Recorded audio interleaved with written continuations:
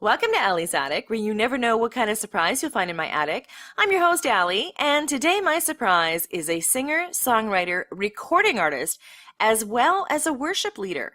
Please welcome Lisa Mitz. Hi, Lisa. Hi, Allie. How are Nice to you? be here. Thanks for coming. How's it going? It's going wonderful here in Seattle. We're having an incredible summer, so Oh, all is nice. good. It's hot here, like muggy hot. It's just unbelievable. There's heat warnings in effect everywhere across Canada Oh right my now. goodness. Yeah, it's nuts. Okay, so we've been talking back and forth for a little while now.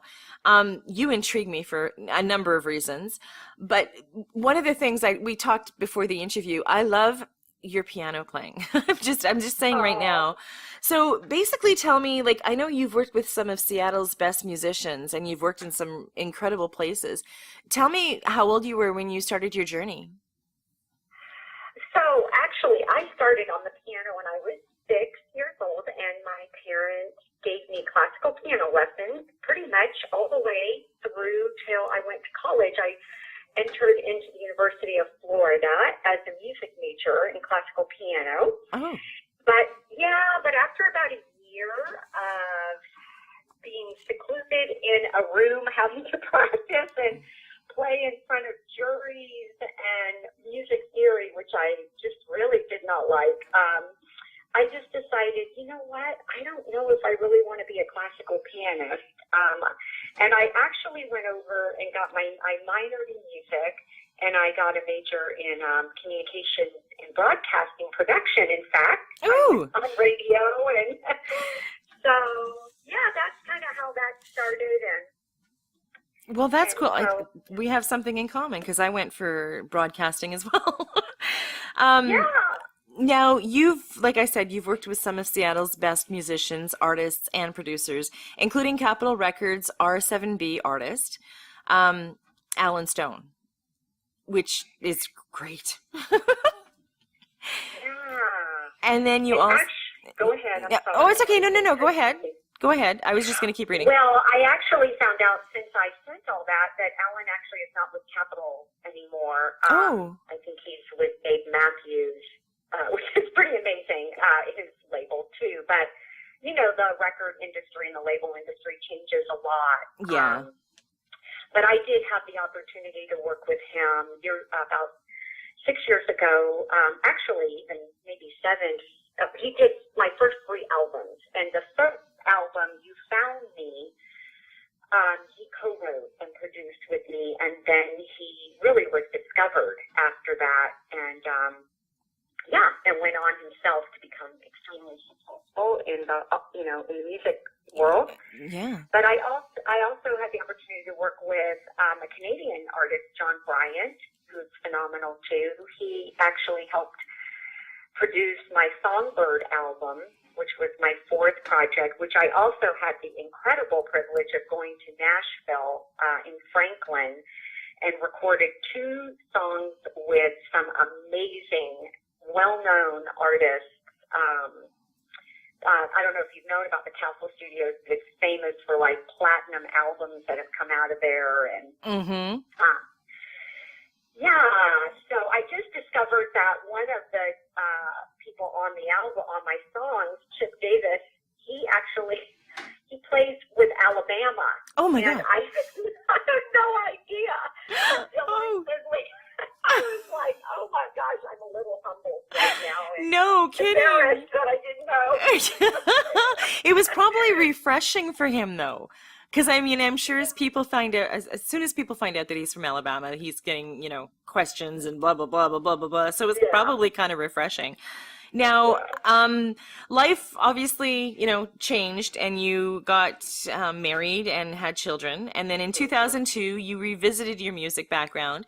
And since then, you've released 6 albums of all original songs. And your latest and most recent project is Heart Song. And it's Mm-hmm. your first all instrumental piano album in the new age genre, which is quite relaxing music. That's what I listen to when I go to sleep, by the way. You can get them on YouTube, the relaxing, and it's either the waterfalls, because water puts me to sleep, Mm-hmm. or piano. So that is so cool that you've done that. Yes, I'm super like excited to see the progress, you know, of every album and that you want as an artist. And over the years, of course, piano has been my foundation. And so I've had people ask me, like, are you going to do an instrumental album? You know, and I'm like, yeah, I guess I should. And so I love that kind of music too. In fact, it's just always been a part for us in relaxation. And my husband is actually in natural health care. Okay. And he has an acupuncture clinic and a practice. And so we were always playing other people's instrumental. Oh, And goodness. so now it's kind of cool because we can play mine in the office. And it's amazing how many people just absolutely love that kind of music today. Yeah. In a world so full of, you know, so much anxiety. And Yes. so, yeah, I'm excited to have just released that first project. Awesome. I think it's beautiful. And you're right. I mean, people need to just be able to breathe because the world is so chaotic right now, and that lets you breathe. Now, all your other projects range from singer-songwriter to contemporary Christian, as well as country, R&B, and some jazz. I like that you don't put yourself in a box, that you're covering all kinds of different genres.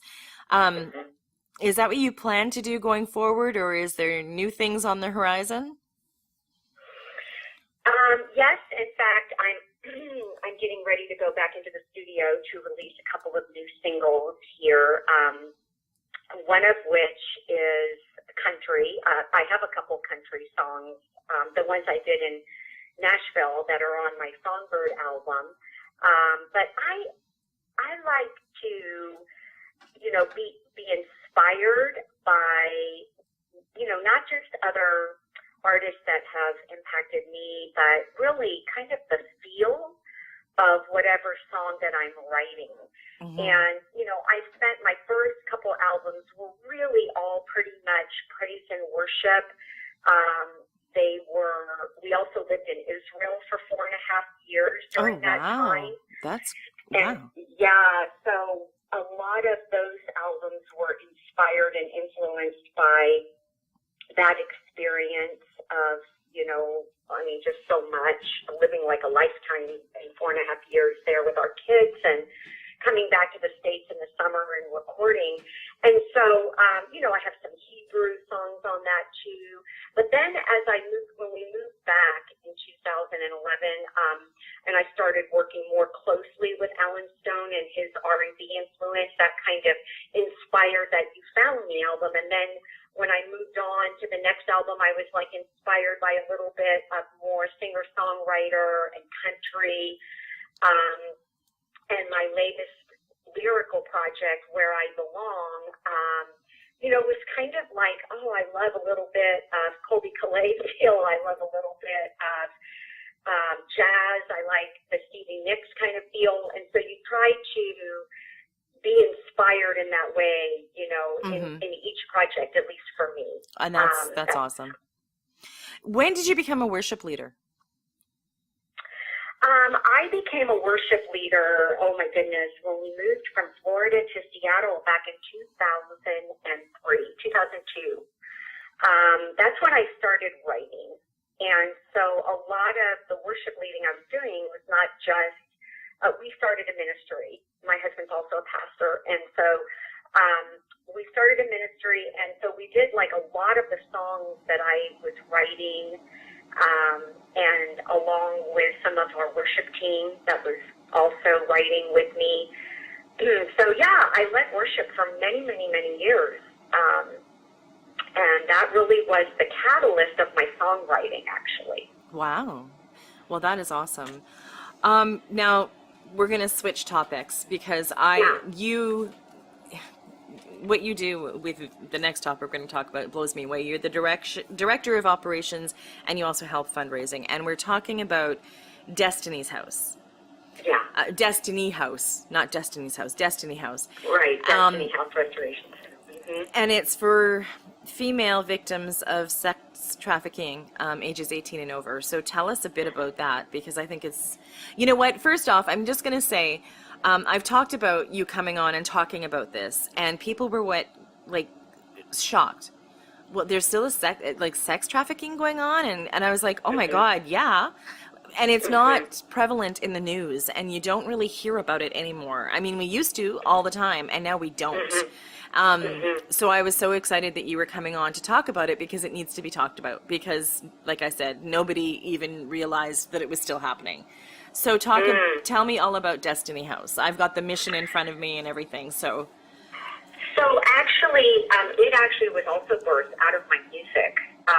It's just an amazing thing how God uses all things together for good and for His purpose, you know. mm-hmm. In that third album, which I think you're going to have one of the songs from that album, Where Has Love Gone? I wrote that in the studio and working with Alan at that time. We had written a very deep song. When I was writing it, I knew that the words were like, whoa, this is pretty deep. It wasn't a praise and worship song. It was just almost like a cry of the heart.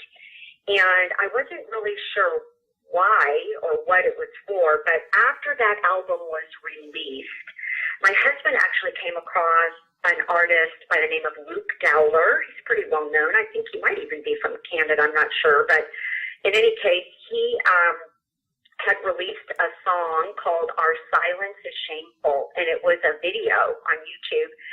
And when he watched it, he just started weeping, and he said, honey, you've got to come over here and see this. And it was basically just a simple portrayal of a young girl in a truck with a guy, an older man, and she's being taken and, pulled up to a house, dragged out of her will, and thrown into a house, a room where you see other girls. And at the end of that video, it had all these statistics of what was going on in North America.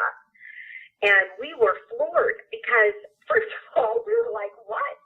I have two daughters and young at that time.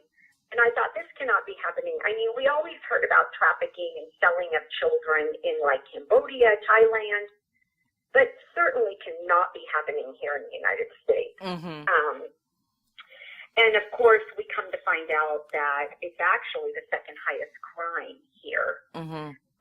And the FBI statistics were just unbelievable. Being in Seattle, we found out that the I-5 corridor is one of the main corridors. And so out of that, that's when David, my husband, turned to me and said, I think this is why you wrote that song. And we need to do a music video out of it. And so we rallied our small little church community and raised, $6,000-7,000 and hired a professional film company and did a very powerful reenactment of a typical story of what would happen. It's kind of graphic. I don't think it's something to watch with young children, but I do think it's important. It's nothing like the reality of what's going on, but it was strong enough to get people's attention, and it actually went on later to earn Best Music Video at the 2015 Awareness Film Festival in Los Angeles. Oh, wow. Yeah, and that really was the catalyst for the birthing of Destiny House Restoration Center because, we did the music video as a way to awaken people. Like, it's a shock value, like, this is happening right here. Yep. And it's on our watch, and we got to do something. But then we realized, for us, our whole life's mission has really been about healing, whether it's through music or through, natural medicine or whatever. And so we were like, okay, what are we going to do? What can we do? And, the little impact that we can make. And we discovered that there's very few programs across North America that can take these girls in, when they're 18 and ready to make a life change, if they survive, that far. Yeah. And so that's what our life's mission has become about for the last 6 years is, we have not raised enough money to have a property and open a full-time residential program. We're getting closer. But I talk with survivors all the time, several a month, and I try to find a program for them with real data-driven results. And that's hard. to find. Yeah. That's our mission. Wow. It's an amazing mission. I have a daughter and I have a granddaughter. And I can't fathom like I just it's I mean, and I think maybe that's why so many people were surprised that we were going to be talking about it, because you don't hear about it. And that's sad, because I know just from doing research and all the different things that I'm into and Allie's Awareness Avenue, I knew that it was still happening and I knew that it was big. And then when I came across you, I was like, oh my God, I have to have her on. Now, okay, so it's a transitional housing facility incorporating a holistic, measured results, data-driven treatment program, and it's entitled HEARTS, Hearts, and it's healing, education, and restoration treatment for survivors. So, I mean, how are these, like, mentally, how are these girls after, I mean, and are they allowed to leave when they're 18? Or, I mean, my vision of sex trafficking is they are taken against their will. They're put in a house or on the street or wherever the case may be, and they're forced to live that life until whenever. I didn't know that they were able to actually leave. And I didn't think a lot of them, like you said, did survive. Well, I think there's various different forms in our experience of so much research over the years. There's various forms of sex trafficking. So you have your child slavery of children being sold. A lot of times like in third world countries, their parents actually sell them into pay, and it's horrific. Yeah. Most of those children do not survive. You know, everybody thinks of the typical story of Taken, the movie series, you know, with Liam Neeson, and but not everybody has a superpower dad that's going to come and rescue their teenage daughter like that. Because, you know, there are stories like that where girls in America have gone to other countries and don't return. But I think as far as the majority of trafficking here in the United States, besides girls coming in, like my music video shows a girl coming in from a poor Russian country, you know, thinking she's going to be like a model, and, you know, discovers that, no, she's part of a ring. And that does happen a lot. I mean, you see that, you know, FBI busting several rings. But I think the majority now is that a lot of girls are being groomed at a very young age, where they're dealing with insecurities, self-esteem issues, maybe broken homes, maybe sexual abuse, or whatever it is. I mean, there's so many different factors. Sometimes it is even where it's a girl from you think like a perfect home, but she is, you know, drugged or is, you know, taken to a party, raped, threatened with pictures, beaten, and threatened to, you know, not that they're going to show those pictures. I mean, there's so many different scenarios, but what it turns into is prostitution. Yeah. And, you know, I always tell, you know, there was a myth for so many times that most people think, well, these girls want it, you know, they're making that choice to be a prostitute, they're doing this. And I always say, you know, no 5-year-old little girl, when you ask her what does she want to be when she grows up, says she wants to be a prostitute. Yeah, exactly. I mean, that is not even in the concept, you know. But most girls have been so abused. And what happens, I don't know if you've heard of the Netflix documentary that came out last year. We actually helped sponsor a public viewing of it here in the Seattle-Tacoma area, but it's called I Am Jane Doe. Yes. And it was such a powerful documentary based on the true story of 3 girls, one of which was here in Seattle. Oh, my goodness. And the incredible story of this attorney and these 3 moms who go fight Backpage.com, because see, a lot of this child prostitution was happening on Backpage. And the story is just remarkable. but the courts were defending Backpage's right to basically prostitute these girls. These men were prostituting them, selling them, and the horrific reality of that, and they interview the actual girls, and you realize now they're 16, 17, and they're just really broken forever. Yeah. I mean, you cannot, 10, 12 times a night. It's just horrible. But that's the kind of trafficking that has been going on, a lot of online trafficking, where these girls are then, bribed or run away, and they're, they become part of a ring. Yeah. So, yeah, it's difficult and very hard to think how can this be happening?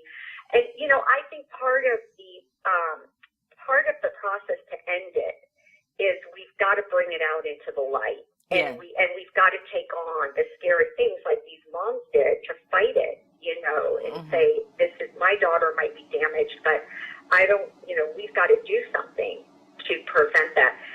So our vision, besides bringing awareness and much education that's needed, we work with also Washington Trafficking Prevention, is through my music and through the vision of Destiny House.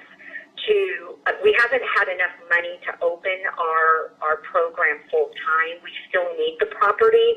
That is our mission statement and our vision statement. But we are hoping this year that we just need we need a couple of very large, benefactors, donors. It takes a lot of money think about it. You need a home, you need a property, you need house mothers, you need, a lot. A lot, yeah.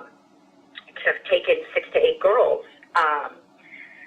and put them through a real program of healing where within a year they can be restored, to a normal, healthy life where they're not having to go back to prostitution and trafficking. That's the goal. Most girls go back. Yeah.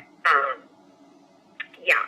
That's just crazy. And it's like you said, just to finish up too with your question, mentally and emotionally, I have spoken with many survivors, and unfortunately, many of them do suffer mentally and emotionally. That's why they need a real program, and not everybody makes it through.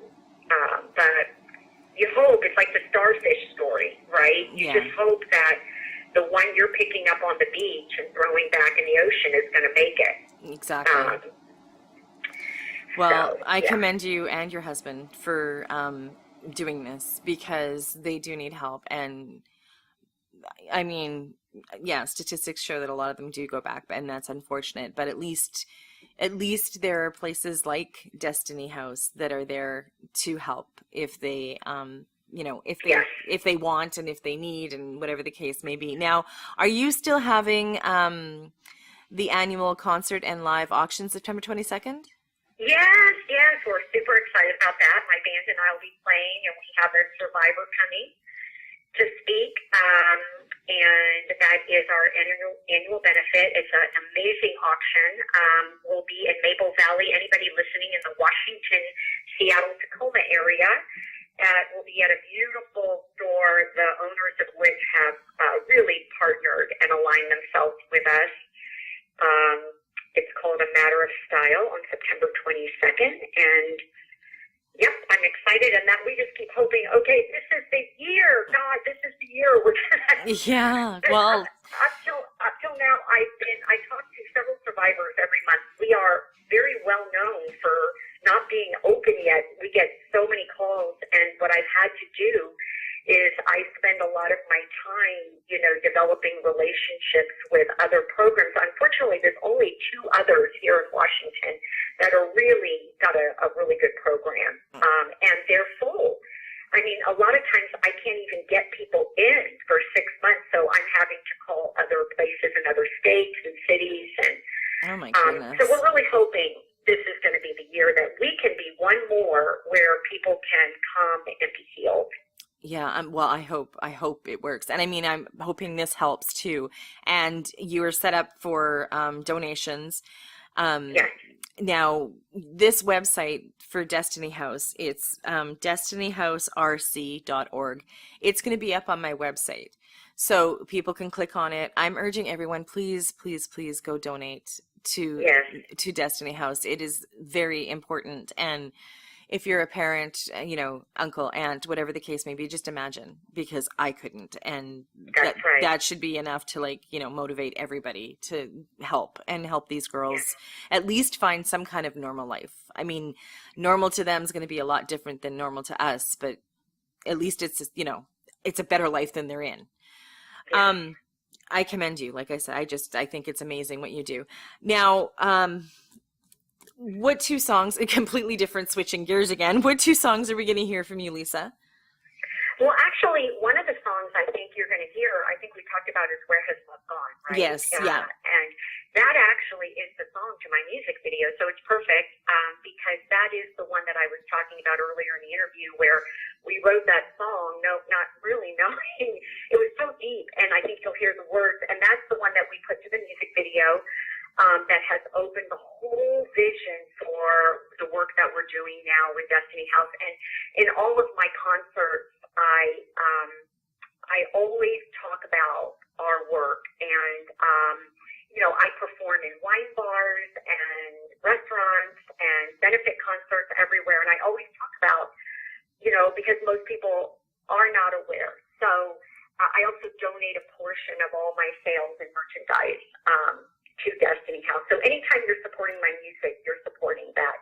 So that's one of the songs. And the second song is called Let Love Rain Down Tonight. And that was one of the ones on my Songbird album, which is dedicated to the victims that are never heard from again. They were songbirds and their voices lost, but not forgotten. And so Let Love Rain Down Tonight is a cry for healing in our hearts and in our land.